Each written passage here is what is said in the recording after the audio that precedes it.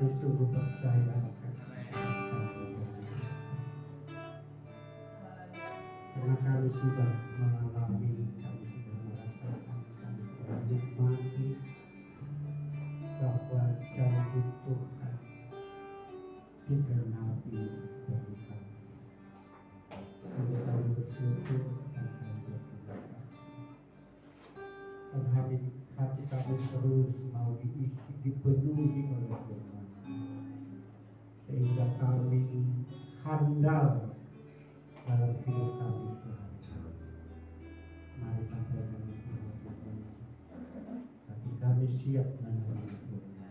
Dalam nama Tuhan Yesus kami berdoa. Haleluya. Amin.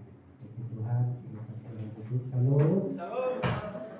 Selamat pagi, selamat hari Minggu, selamat beribadah di kita. Baik, mari kita terus belajar akan firman Tuhan dan kita membuka kitab kita dari Roma pasal yang ke-11. Roma pasal yang ke-11 ayatnya yang ke-6.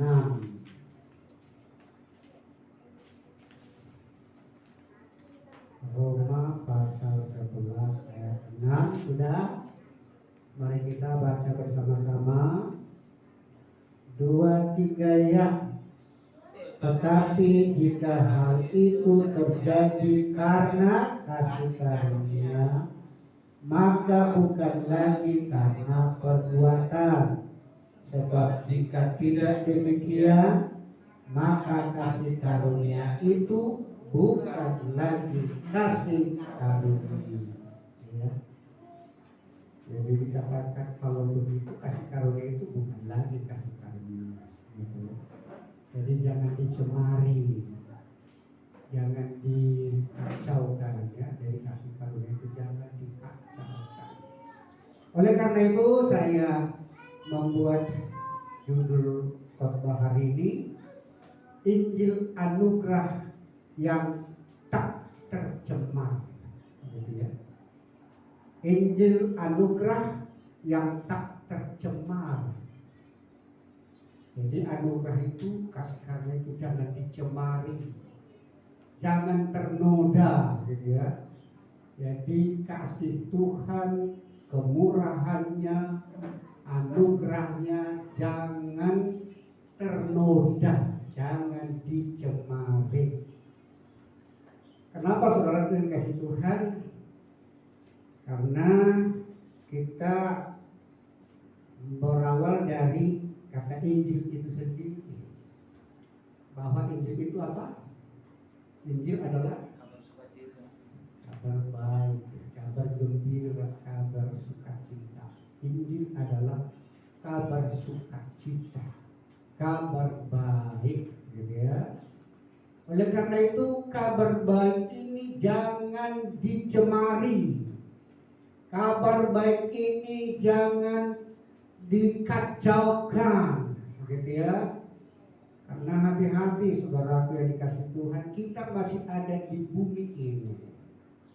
Kita masih berinteraksi dengan dunia ini. Kita masih berhubungan dengan dunia sekitar kita. Bahwa dunia sekitar kita tentu punya peranannya sendiri, punya aturan-aturan sendiri, ada hukum-hukumnya. Sebagaimana anak-anak sekolah misalnya mempelajari ilmu-ilmu, ya.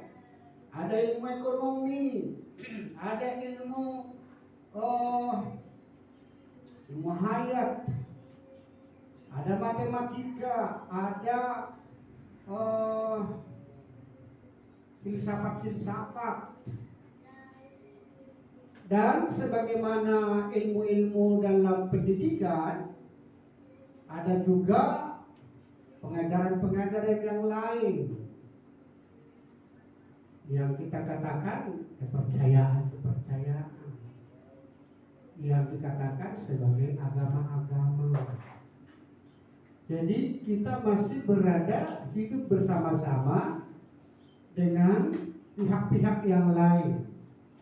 Oleh karena itu, saudaraku yang dikasih Tuhan, di sini kita diingatkan supaya Injil anugerah itu tidak tercemari. Ya. Mengapa saya katakan begitu?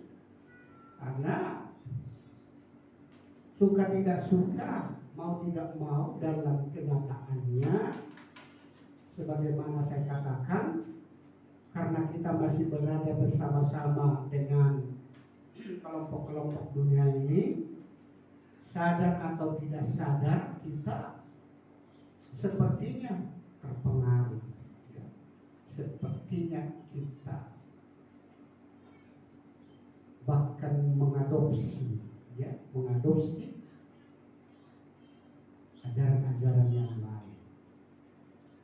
Dan nanti saya akan jelaskan supaya kita paham betul kira-kira siapa di antara saudara-saudara kita yang ternyata pemahamannya sudah tercemari, gitu ya. Injil anugerah itu sudah tercemari. Di manakah itu terjadi? Saya akan paparkan kepada kita. Oleh karena itu, sebagaimana kita hari ini yang mendengarkan khotbah ini, maka biarlah kita supaya tidak ikut-ikutan bahwa pemahaman Injil kita itu menjadi Injil yang tercemari. Ya. Karena apa? Karena kadang-kadang ada maksud-maksud baik, bukan maksud jahat, tapi justru niatnya baik, tapi tidak diketahuinya niat yang baik itu justru mengacaukan. Bukankah itu yang terjadi di Taman Eden, bahwa buah pohon itu tentang apa? Pengetahuan tentang yang baik, namun bercampur dengan yang jahat, gitu kan? Baik dan jahat. Jadi kadang-kadang Injil yang tercemari ini maksudnya baik, diajarkan baik, tapi jelas bahwa dia sudah tercemar. Itu makanya saya membuat topik khotbah hari ini adalah Injil anugerah yang tak tercemar. Coba kalau kita lihat kembali ke ayat itu, ya, ayat yang ke-6. Tetapi jika hal itu terjadi karena kasih karunia, saya percaya bahwa semua gereja hari ini mempercayai bahwa oleh karena kasih karunialah kita mendapatkan dan memperoleh keselamatan itu. Saya percaya hampir semua gereja mengimani, mempercayai bahwa hanya karena kasih karunia Tuhan, hanya kemurahan Tuhanlah sehingga kita memperoleh keselamatan. Tapi coba kita lihat lanjutannya. Maka bukan lagi karena perbuatan. Sampai di sini hampir semua gereja masih mengikuti ayat ini, ya. Coba saya sambungkan. Tapi jika hal itu terjadi karena kasih karunia, maka bukan lagi karena perbuatan. Jadi hanya semata-mata oleh karena kasih karunia dan bukan karena perbuatan.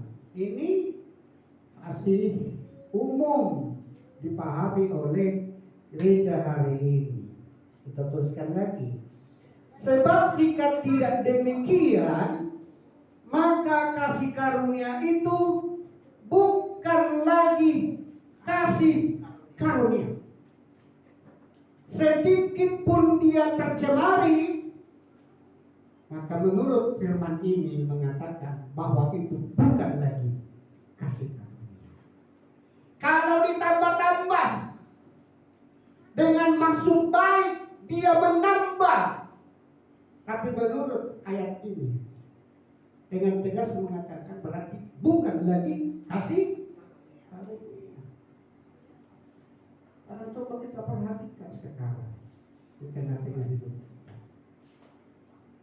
Makanya saya mau terus menegaskan kepada kita, jangan engkau takut berbeda. Mau 1000, kan ada pujian kita itu ya, 1000 ada di sisi kiri kita, 10.000 di sisi kanan kita. Kita tidak khawatir. Kalau secara jujur saya berkata seperti itu terjadi sekarang. Ya, mayoritas. Dan jangan saudara merasa pintar, jangan merasa enggan, merasa malu, merasa kecil hati karena engkau sedikit. Jangan pernah seperti itu. Biarlah engkau tegak berdiri gitu ya, di atas firman Tuhan. Karena ketercemaran ini bisa karena tidak diketahui. Ketercemaran ini bisa karena tidak disengaja. Karena tujuannya tadi baik. Banyak orang yang mempunyai tujuan yang baik. Firman Tuhan juga berkata seperti itu. Banyak orang mengira jalannya lurus, tapi ujungnya mau. Dikira lurus jalannya, dikira ajaran ini baik. Dan sekali lagi saya katakan, kelihatannya lebih banyak yang mengajarkan seperti itu. Oh baik kok, oh baik kok.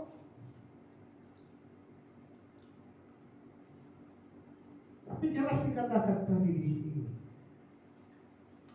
Sebab jika tidak demikian,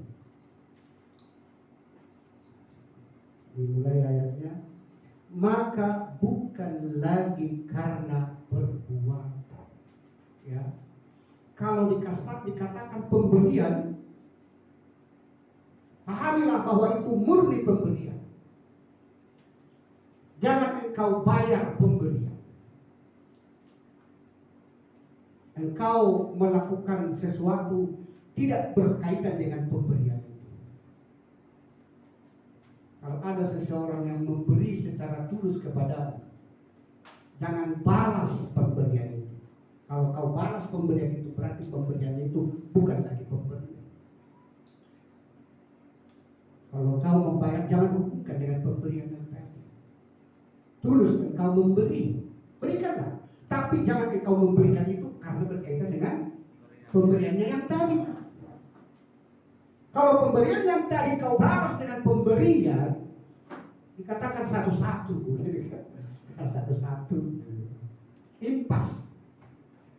Oleh karena itu pemberian Tuhan jangan engkau bikin impas. Amin. Amin. Saya akan tegas mengatakan ini karena saya perhatikan betapa, susah mengatakannya. Jangan engkau jadikan impas pemberian Tuhan. Pahamilah bahwa itu murni pemberian. Dia memang berikan cuma-cuma. Jangan engkau balas dengan segala perbuatan. Perbuatanmu tidak berkaitan dengan apa yang kau terima. Perbuatanmu adalah merupakan ucapan terima kasih dan merupakan gaya hidupmu yang sudah berubah itu. Kembali lagi saudara kasih Tuhan. Sepertinya bagi orang-orang yang pemahamannya dalam bisa membedakan itu. Kalau pemahamannya nggak dalam atau sepintas dia pikirkan tidak nyata perbedaannya. Hanya orang yang membahasnya, merenungkan, lama dalam. Kalau seperti orang ya yang membuat tingkatan karya ilmiah, kalau sarjana apa namanya, skripsi, gitu ya. Tapi kalau pasca sarjana apa namanya, tesis, lebih dalam. Tesis dengan skripsi, tesis lebih dalam, lebih detail. Membahas sesuatu itu tidak banyak yang dibahasnya, tapi detail pembahasannya. Misalnya kalau sepeda, dibahas oleh orang sepeda. Apa itu sepeda? Terdiri dari apa? Ada stangnya, ada rodanya, ada bannya, ada jari-jarinya, ada sadelnya. Secara luas, tapi meningkat daripada itu ada pembahasan khusus tentang roda misalnya. Dia bahas tentang roda. Dalam. Roda itu terbuat dari apa, ukurannya bagaimana gitu. Lebih dalam. Sama itu, tesis juga seperti itu. Lebih sempit dia pembahasannya, tapi lebih mendalam. Dan lebih tinggi lagi disebut apa? Disertasi, S3, doktor, mencari doktor. Itu udah makin dalam, makin rumit ya, gitu ya. Bahasa-bahasanya. Sama seperti dokter juga ya. Kalau dokter umum tahu semua penyakit kan gitu kan. Dokter umum tahu semua penyakit. Mau sakit kepala ya pergi ke dokter umum. Kalau sakit perut juga ke dokter umum. Tapi kalau sudah dokter spesialis dia bilang itu. Mata, dia tahu tentang mata ini, bagaimana ini serabut-serabutnya ini, dia tahu. Kalau kau sakit perut, datang ke dokter spesialis mata, akan tidak mau terima. Anda harus di bidang sana. Ini spesialis. Dokter umum tahu tentang mata? Tahu, tapi sepintas. Tapi kalau dokter spesialis mata, ternyata seperti ini Bapak Ibu dikasih Tuhan tentang pemahaman ini. Harus lebih dalam, harus lebih detail. Apa perbedaan perbuatan itu? Karena dikatakan tadi di sini bukan lagi karena perbuatan. Kalau jika karena perbuatan, maka kasih karunia itu bukan lagi kasih karunia. Sekarang jangan gereja cemari kasih karunia ini. Gereja jangan cemarkan kasih kemurahan Tuhan. Murni dia kasihnya. Tulus dia, jangan kau bayar. Kebaikan Tuhan jangan kau bayar. Karena banyak itu kedengaran itu. Tuhan telah memberikan yang terbaik. Apa balasanmu? Gitu kan? Ada kan? Apa balasanmu? Oh, saya lakukan ini, saya lakukan ini. Itu pengajaran umum loh di gereja. Tuhan sudah mengorbankan nyawanya. Tuhan sudah mati di kayu salib. Apa balasanmu? Khotbah seperti ini bisa. Akhirnya nangis-nangis belajar mati. Ya Tuhan baik, ya Tuhan baik. Apa balasannya? Belum ada. Akhirnya pada saat belum dikatakan belum ada, sehingga inilah membuat dia menjadi orang yang tidak suka cita. Padahal tadi Injil adalah kabar baik. Kabar baik pengaruhnya kepada orang yang mendengarnya apa? Harusnya orang itu menjadi bersukacita, gembira. Tapi pada saat disampaikan apa balasanmu, pulang dari gereja apa? Menjadi loyo. Apakah setelah itu bisa dia bergairah? Enggak. Penyesalan terus, majelis sakit, tepuk dada. Penyesalan dikatakan tiada habisnya. Tiada guna juga. Bahkan banyak alkohol, gitu kan? Alkohol. Dan sekali lagi saya katakan menurut firman Tuhan ini, jangan engkau bayar pemberian, murni Dia kasih kamu. Amin. Amin. Saudara yang dikasih Tuhan, ternyata dalam kenyataan kehidupan orang-orang percaya, sebagaimana saya katakan tadi, apakah itu disadari atau tidak disadari, maka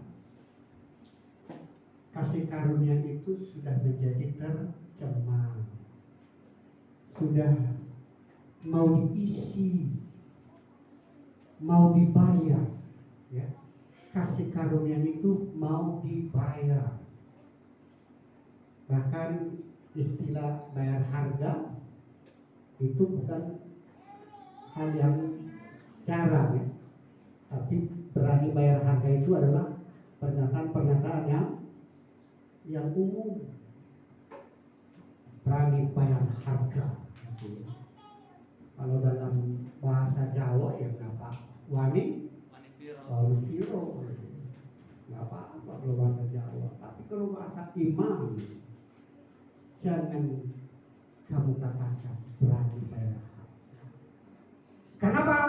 Karena tidak ada satu orang pun yang bisa membayarnya. Amin. Amin. Tidak ada satu orang pun yang bisa membayarnya. Makanya dikatakan, dengan apakah ku balas Tuhan untuk semua yang telah Kau berikan? Apa? Hanya dengan sembah dan pujian, agungkan nama-Mu. Jadi membayarnya hanya dengan sembah pujian. Tidak aku bayar dengan perbuatan-perbuatanku. Tidak aku bayar dengan pelayanan-pelayananku. Tidak aku bayar dengan diakonia yang saya sebar. Tidak akan saya bayar dengan kunjungan-kunjungan kemana-mana, penginjilan kemana-mana, penginjilan kemana-mana, bukan dalam rangka membayar. Amin. Hanya karena cinta akan jiwa-jiwa. Cintai jiwa-jiwa, maka kau pergi ke segala penjuru. Tapi bukan sebagai pembayaran. Kita tidak bisa membayar, dan kita tidak sanggup untuk membayarnya. Hanya dengan sembah dan pujian. Agungkan nama-Mu. Jadi kita hanya memuji Dia. Terima kasih Tuhan. Jadi kalau kita bisa setiap saat merenungkan ini, setiap saat kita keluar dari mulut kita pujian kepada Tuhan di pagi hari, kita mengucapkan terima kasih Tuhan, Engkau baik. Hanya dengan sembah dan pujian, pengagungan kepada-Nya.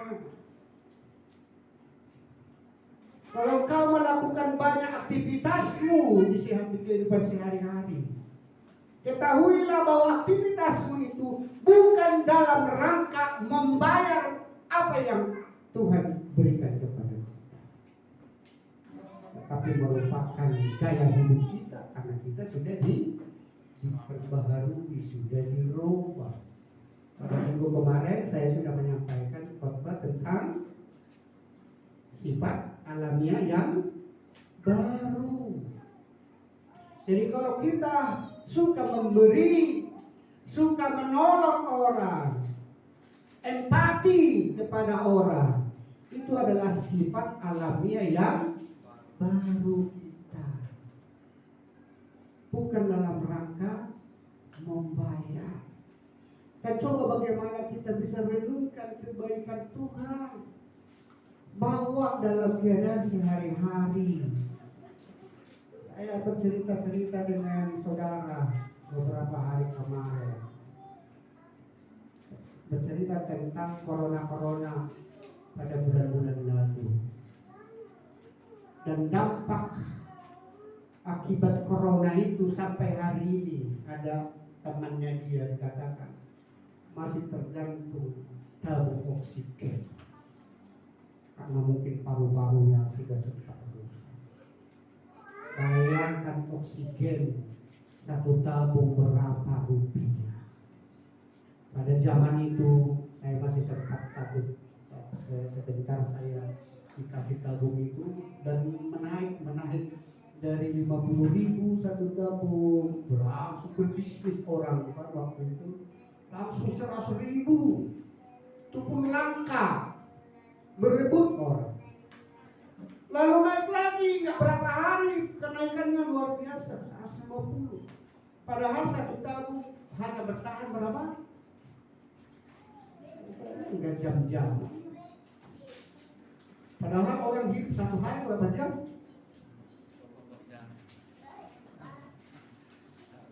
Satu minggu berapa?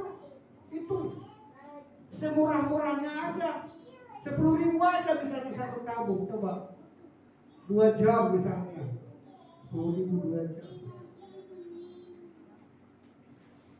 Dan dikatakan sudah menjual barang-barangnya hanya untuk kebutuhan tabung oksigen. Coba bisa kita bayangkan sekarang betapa bebasnya kita menghirup udara ini. Jadi artinya saudara apa dikasih Tuhan, sebelum kita dalam suasana yang getih, harus kita tahu bahwa suasana genting itu seberapa pedihnya. Makanya ini yang dikatakan empati. Orang berduka cita itu harus ada empati. Empati itu artinya turut merasakan apa yang dirasakan oleh orang itu. Misalnya orang yang sudah ada oksigennya, harus tergantung pada oksigen, kita bisa bayangkan betapa susahnya bernapas.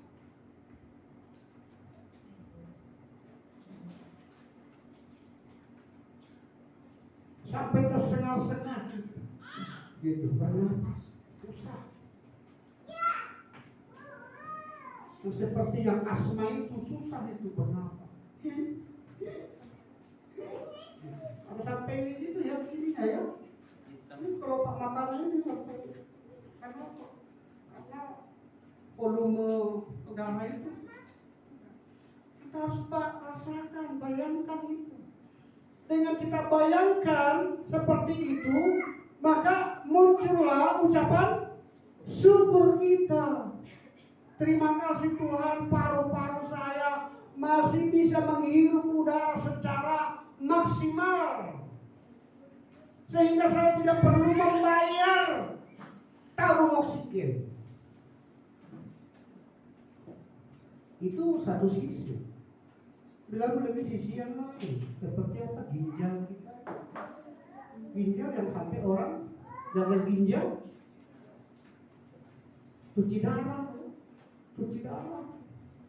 Nah sebenarnya kita masih beruntung dengan kepemimpinan nasional kita sekarang ini, dengan BPJS itu. Saya pikir kalau tidak ada BPJS sekarang ini, banyak orang yang bangkrut, jual sampai. Tapi masih ternyata banyak orang yang masih mencela. Saya siapa di belakangnya ini. Itu di mana itu? Tertulis di pencuri datang hanya mencuri, membunuh dan ini di kelompok itu saya rasa. Pencuri datang hanya untuk mencuri, membunuh dan membinasakan. Tapi aku datang, kata Yesus, memberi hidup berkelimpahan. Jadi pencuri hanya merusak, tapi dia datang memberikan kita. Itu makanya Injil, kabar baik sukacita, kabar gembira, jangan dicemari. Jadi kasih karunia itu adalah murni kasih karunianya. Kalau dengan perbuatan maka kasih karunia itu sekecil apapun. Makanya ada dikatakan karena apa? Amerika gitu ya. Kalau pepatah-pepatah dunia gara-gara nilai rusak susu sebelangan. setitik rusak susu sebelangan. Oleh karena itu kasih karunia itu jangan cemari hanya dengan satu titik pengajaran perbuatan itu. Jangan dicemari. Karena saya akan tegas katakan kepada kita. Oleh karena itu mari kita hidupi saudara-saudara yang kita cintai. Hidupilah itu. Terimalah, jangan kau tolak. Jangan kau debat. Karena pada saat saya sampaikan ini kepada orang lain, ada yang mati-matian mendebat. Dan banyak gereja-gereja yang mendebat. Ada yang saya buat seperti itu. Apa yang saya katakan? Banyak orang percaya di zaman anugerah sekarang ini merasa yakin dan percaya diri bahwa pengampunannya atas orang lain, pengampunan mereka atas orang lain sebagai syarat Allah mengampuni mereka. Banyak orang percaya zaman anugerah sekarang ini merasa yakin dan pede bahwa pengampunan mereka atas orang lain sebagai syarat Allah mengampuni mereka. Dan ada pendeta di kampung kami, di kampung kelahiran saya, walaupun secara umur jauh di bawah saya. Ibu tapi agak datang di sini. Dan saya rasa kalau saya sebutkan namanya dia kenal itu, ya. Dia langsung tidak sepaham mengatakan. Menurut pemahaman saya bahwa hal itu adalah alkitabiah. Jadi menurut dia alkitabiah orang yang menganggap bahwa pengampunannya terhadap orang lain sebagai syarat Tuhan mengampuni dirinya. Dia menganggap bahwa itu adalah alkitabiah. Dan dimunculkanlah doa Bapa kami. Apa dikatakan? Ampunilah kesalahan kami seperti kami juga mengampuni orang yang bersalah. Dan bagusnya dia meminta bagaimana pencerahan. Ada nggak ayat yang mendukung apa yang Bapak sampaikan? Lalu saya berikanlah ayat apa? Efesus 1 ayat 17 ya. Coba Efesus 1 ayat 17 atau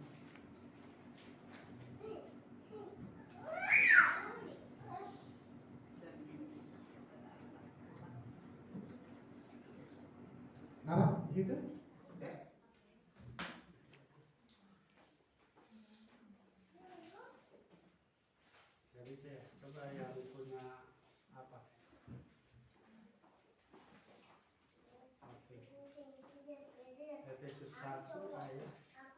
Sudah ya, di Efesus 1.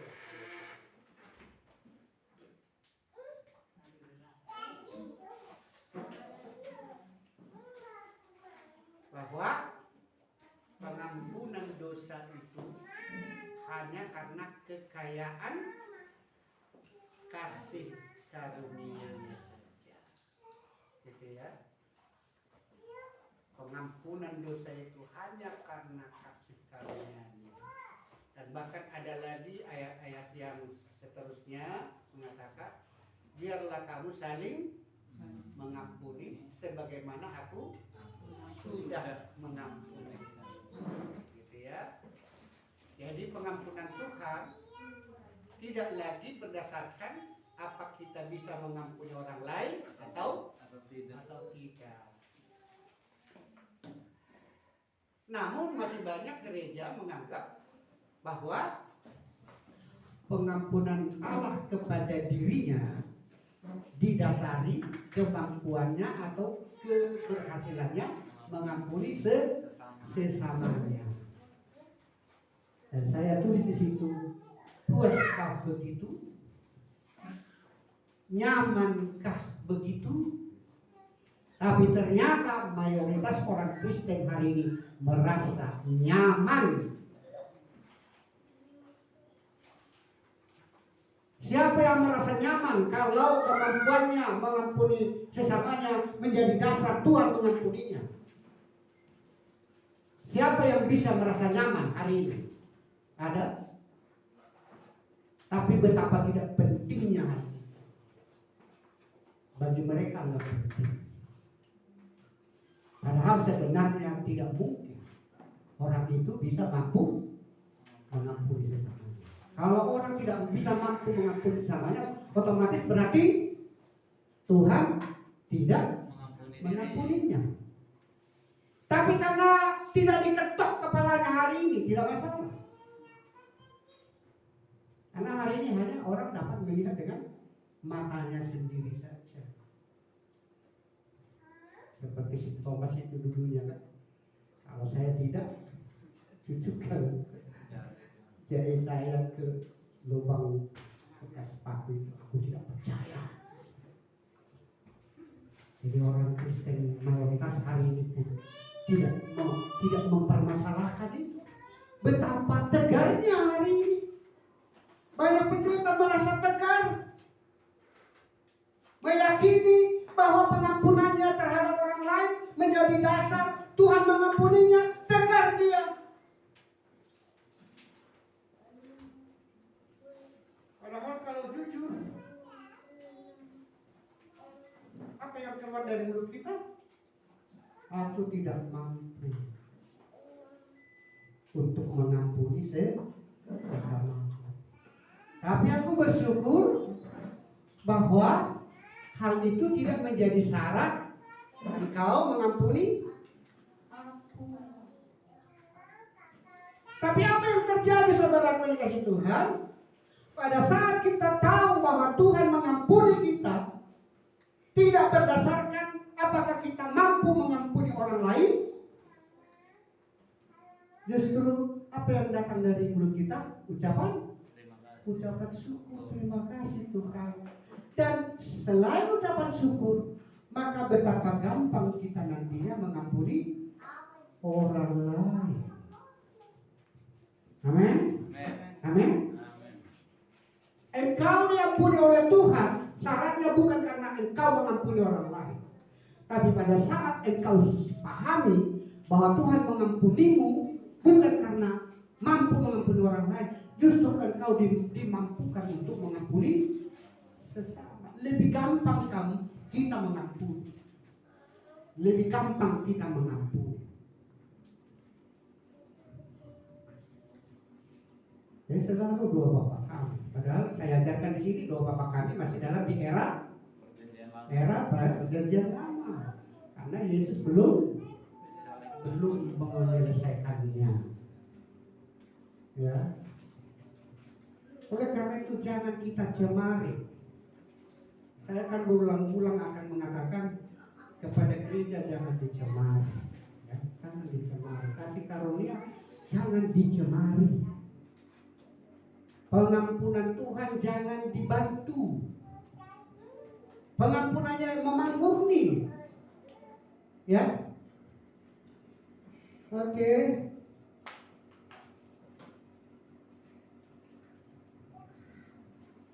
Jadi contoh-contoh Injil anugerah yang tercemari adalah antara lain seperti ini. Kalau orang gagal mengampuni, maka dia tidak diampuni. Jadi diajarkan seperti itu. Kalau kau gagal mengampuni, maka Tuhan tidak akan mengampuni. Ini diajarkan terus. Jika engkau tidak memberi, Tuhan tidak akan memberkatimu, kan gitu kan? Termasuk persembahan kita, termasuk persepuluhan kita. Saya bersyukur Bapak Ibu Saudara dikasih Tuhan. Saya tidak pernah mengajarkan persepuluhan di sini sebagai syarat untuk kita diberkati. Tidak pernah. Saya tidak pernah mengajarkan itu. Seperti mayoritas gereja hari ini mengatakan pemberian persepuluhan itu sebagai syarat kita diberkati. Kalau kita tidak berikan persepuluhan, bahkan hukuman yang datang dimakan pelahap gitu. Karena diambil dari Maleaki. Maleaki bagaimana? Maleaki masih di era Perjanjian Lama, belum dituntaskan. Oleh karena itu strategis tempatkan. Kematian Yesus itu strategis tempatnya. Jangan kematian Yesus itu sepintas kayak dokter umum. Semua organ-organ tubuh kita sepintas bagi dokter umum. Tapi kalau dokter spesialis, dia dalam. Makanya kematian Yesus harus dalam.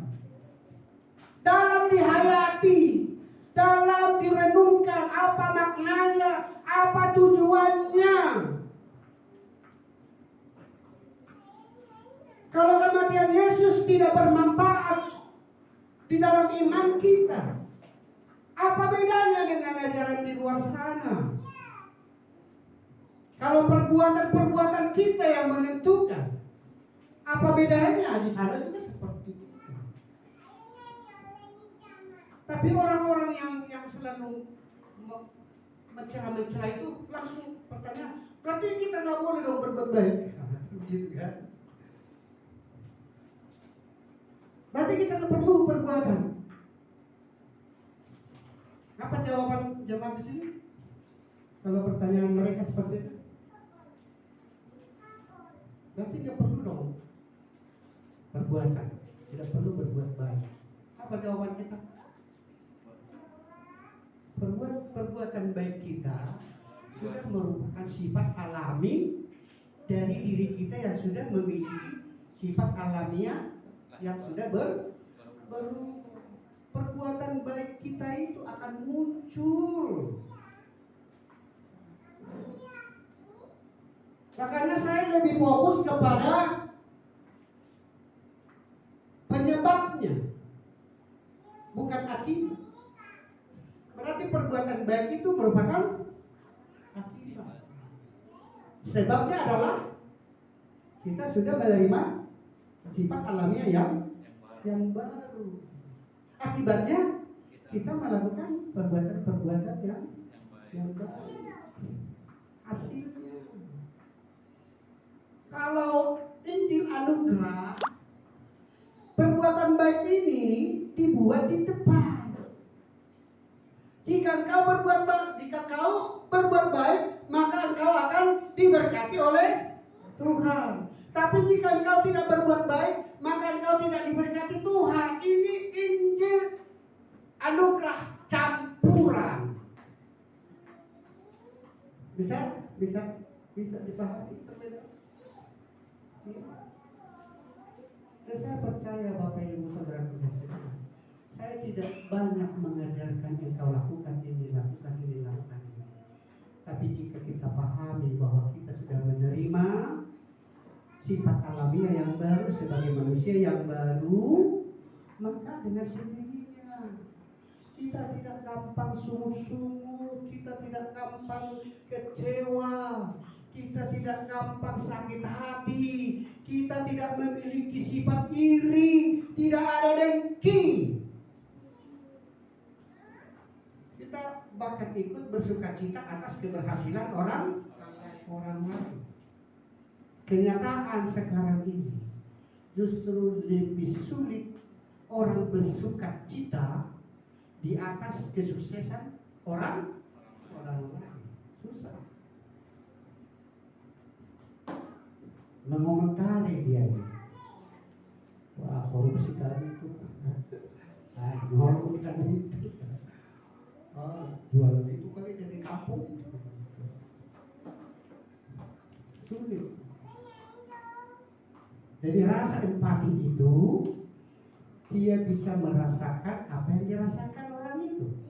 Saat orang itu bersedih, dia ikut merasakan kesedihan. Tapi kalau orang itu merasa bersukacita, dia pun ikut merasakan sukacita. Hore, lulus sudah diwisuda. Oh, sudah sarjana anaknya. Hore, aku ikut gembira. Itu. Bukan misalnya sarjana juga itu disogokkan biasanya. Gitu. Ya. Jadi benar-benar output atau hasil kita itu telah terbentuk karena kita sudah memiliki sifat alamiah ya. Oleh karena itu gereja jangan cemari. Injil kabar baik ini jangan tambah-tambah dengan syarat. Bikin syarat ini, engkau diberkati syaratnya ini. Tuhan mengasihimu syaratnya ini. Kalau dikatakan Tuhan mengasihi kita dengan syarat sekarang ini adalah Injil anugerah campuran. Oleh karena itu jangan cemari. Injil itu jangan tercemar. Oke? Ayat yang terakhir Yohanes pasal yang ke-6. Yohanes pasal yang ke-6. Kita baca ayat 28 dan 29. Sudah? Yohanes pasal 6 ayat 28 dan 29. Sudah? Ayo kami ini ayat yang terakhir. Semangat. Kita baca bersama-sama. 2, 3 ya. Lalu kata mereka kepadanya, apakah yang harus kami perbuat supaya kami mengerjakan pekerjaan yang dikehendaki Allah? 29. Jawab Yesus kepada mereka, inilah pekerjaan yang dikehendaki Allah, yaitu hendaklah kamu percaya kepada Dia yang telah diutus Allah. Percaya itu pekerjaannya. Bukan lakukan ini, kerjakan ini, tapi percaya itulah pekerjaannya. Tapi jangan engkau anggap enteng dampak dari percaya itu. Amin. Pada saat ini dihidupi, maka jangan engkau khawatir bahwa engkau akan banyak melakukan aktivitas-aktivitasmu dan bukan menjadi sebagai syarat. Itu akan engkau bertumbuh berbuah-buah di situ. Inilah yang harus dipahami oleh Kristen. Artinya firman Tuhan ini betapa luar biasanya, tapi dipahami, dikerdilkan, menjadi serupa dengan yang di sana.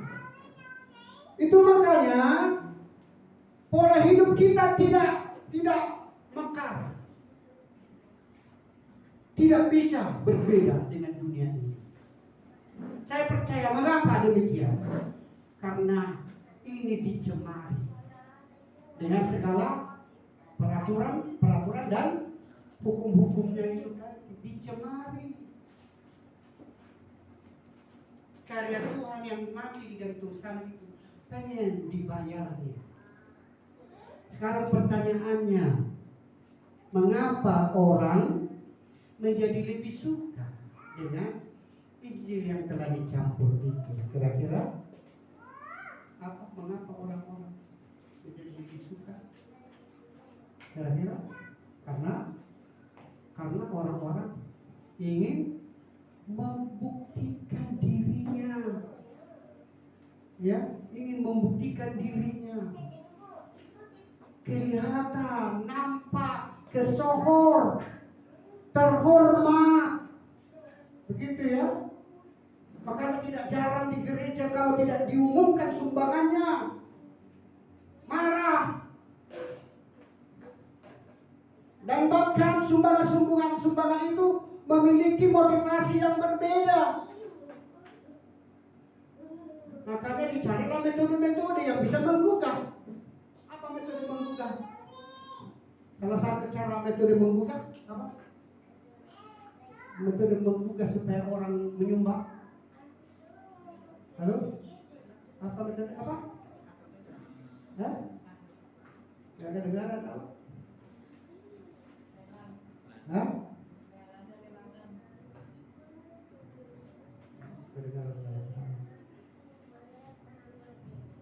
Lelang ya?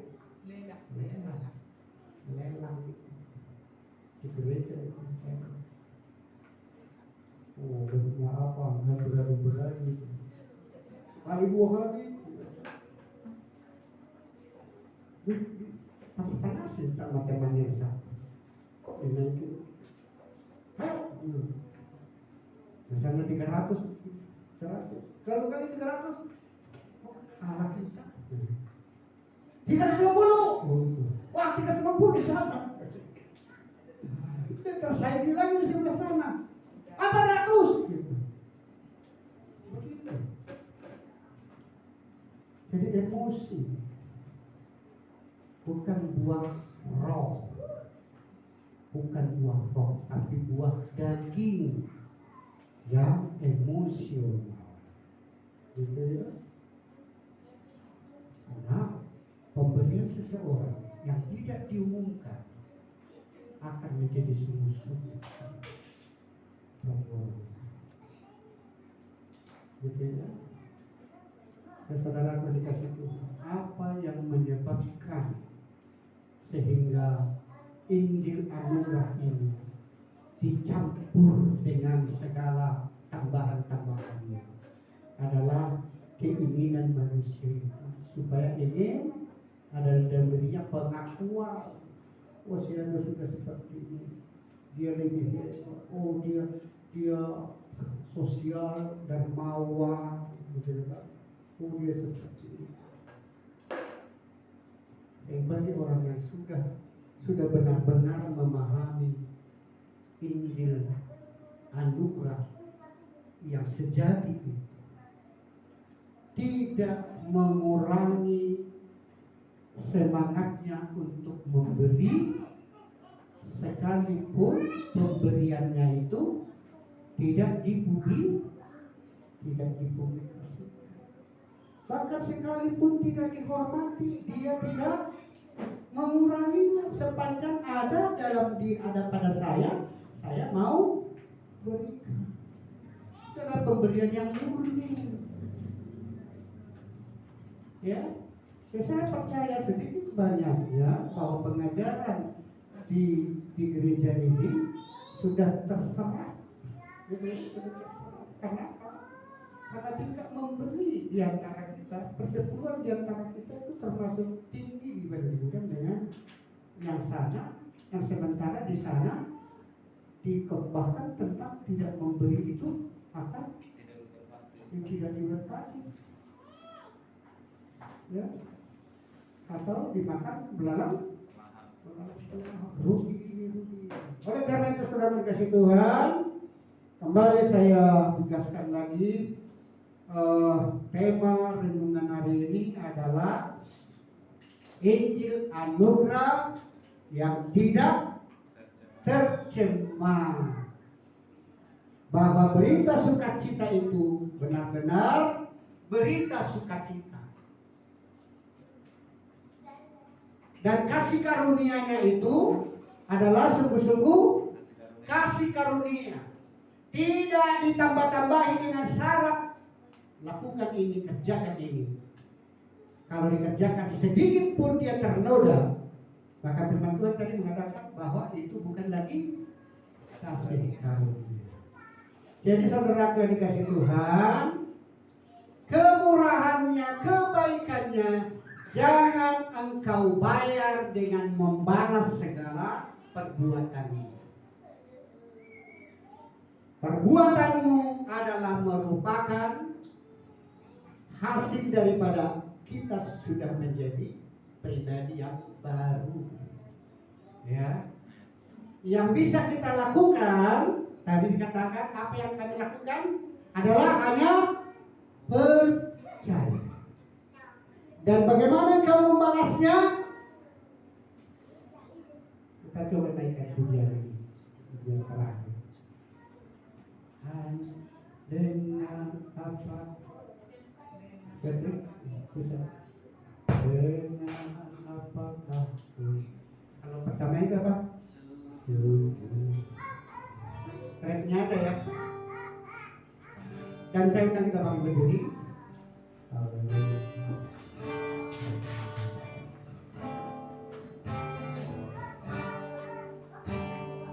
Dengan apakah ku balas Tuhan untuk semuanya Kau berikan hanya dengan sembah dan pujian.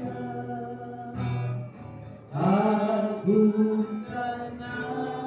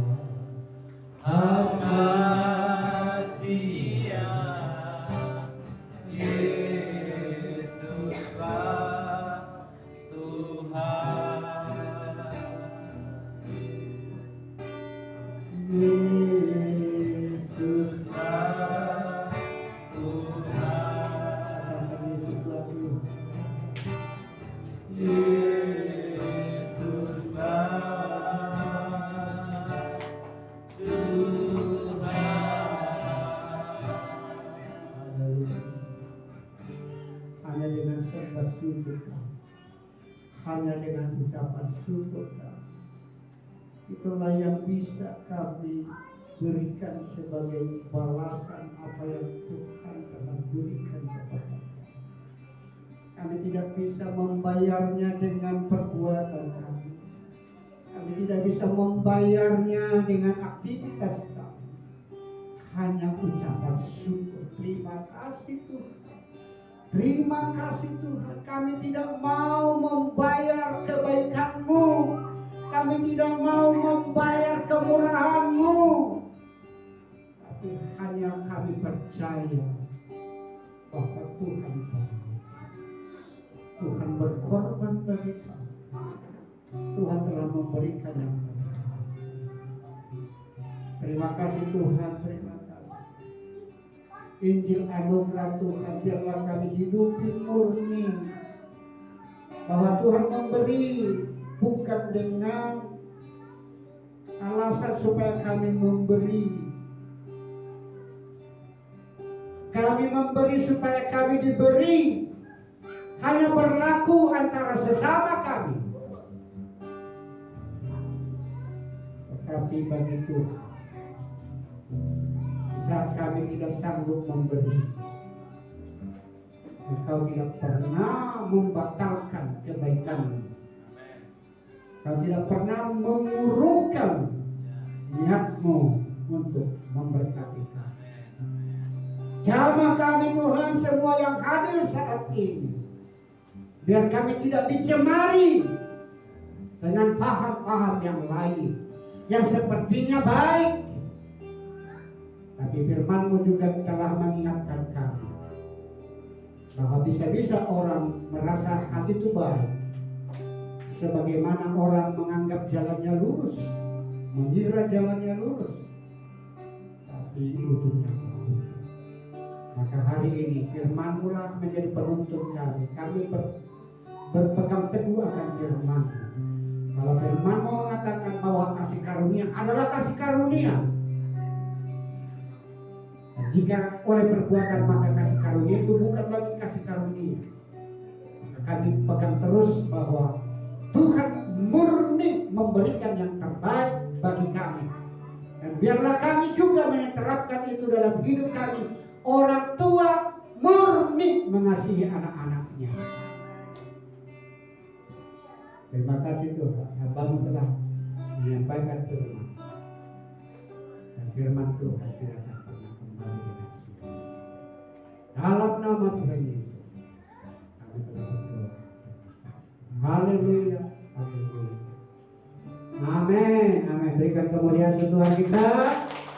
Silakan saudara duduk dan saya